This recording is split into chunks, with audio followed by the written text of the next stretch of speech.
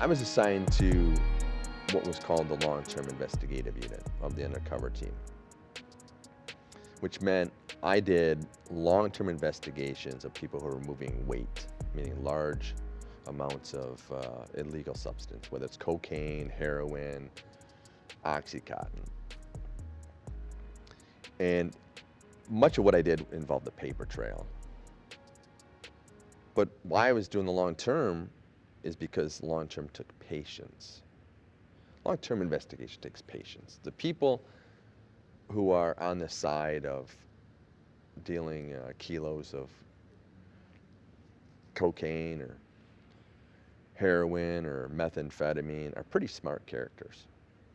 They're they've learned how to hide their assets or not touch it. So you have to be creative in how you do that, which means you've got to work up a food chain of informants. You have to be able to do creative things like trash pulls, where you go out late at night and you pull their garbage to see if there's any remnants of the activity that they have. The exciting part of that was when all that work, all those hours comes to the point where you finally get to get your search warrants and perform your, whatever, it's a raid or go to the bank and seize their assets because everything that they got was through some illegitimate means. That was rewarding. Now the street team, I love doing drug work for the street team. Man, the street team and the crack days and meth, heroin days, you know, I looked the part. I looked the part, man. I wasn't very big. I was 150 pounds, scraggly beard, old truck, drive down in the hood, you know, drive doper speed, tap my brakes, wait a second. Man, it's like fishing. Somebody run up, what do you gotta have? You know, tell them what you gotta have. Answer the questions like they always ask, are you a cop, are you a cop, are you a cop? Ask it 3 times, I say no, no 3 times, and they make the sale. You know, I drive off and give the signal so the other units in the area hear it on the mitter and just listen to the traffic after that, the squealing of the tires and the brakes and shutting of the doors really fast and the yelling of stop police. Man, those were fun times. We get a call for shots fired in this house. So we get there and knock on the door. We can hear screaming inside. We go in. Lady says, downstairs, downstairs. He's downstairs. So I'm the first one to go down there. And I go downstairs. I turn. I got my flashlight. And I'm looking at something I'd never seen before. I mean, you got arms and legs and a torso. But here, there's like a part of a nose hanging here and part of chin hanging here. And this crazy gurgling sound.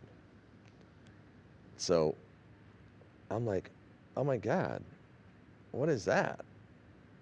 Like, and I kind of look back at Bill and all of a sudden, person stands up and they start coming at me, gurgling, and this part of their face is completely gone.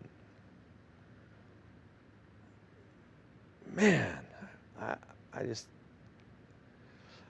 truthfully, I ran my ass back up the stairs because I didn't want that blood all over me and to get something. Ambulance got there until we could get some sheets and, you know, tackle the guy and get him on a gurney, but he didn't have no face left. That'd be the most crazy thing I ever seen is somebody survive a full-on shotgun shot where they put it in their mouth and maybe twitched and it just went straight up through and there wasn't no face left, but still a body. That was crazy. I mean, somebody's got to be the lions in this world and watch out for the lambs. And when you're a SWAT guy, you are the ultimate lion.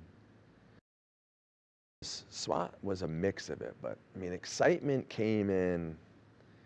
Excitement was usually at the expense of something that happened, right? Like the SWAT team's only getting called out when it's bad. I say it true. It's almost warlike when you are an officer who works in a community that's an urban core city in the United States. The stuff you're seeing and dealing with, the number of people's heads I've seen who was, blown off as a result of a gun, either it was either by someone else or by themselves, that carnage sticks with you. But if you don't compartmentalize, it will affect you forever.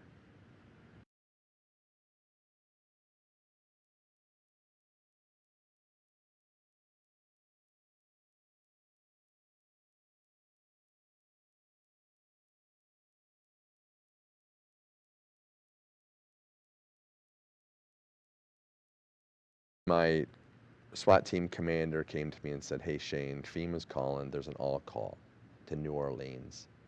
They need police officers to go down there. Would you go?" I said, "Okay, I'll go." Not realizing the devastation, but getting down there and seeing, like, the realities. When getting down there and seeing the realities of what human beings do when they're fearful and don't feel like there's help. The amount of looting, needless looting, that went on. In human survival, you would think the number one things would be food, something to drink. But when survival mode kicked in, the number one thing that I had seen when I went down there is looting. Every single store was looting. Now, we went down there and we assisted the Louisiana State Police. So I was deputized as a Louisiana State Police officer. Most of us visualized New Orleans being beads and parties. It was feet of water, And we went from house to house to house, building to building to building, looking for people needing help, survivors. The craziest stuff I would see is there would be a dead body right there. We just walk on by it. Not of our wanting. We're all trained investigators. But the state of Louisiana wanted their people to handle that. And so we just thought that was so strange. Like, you've deputized us. You brought us here from more than 1,000 miles away down here to help you out with a situation that's horrible. There's a dead body right there on the sidewalk, just sitting there, just decomposing in the terrible heat and humidity. The absurdity of it was just, it was crazy. And it wasn't only one. I mean, on the ground here, this other one I seen, I remember, was on top of a car, sprawled out like an eagle, just bubbling from decomposition and heat. I'm thinking, why aren't we doing something about that? It's a dead person. What are you going to do? But at least handle it as a crime scene.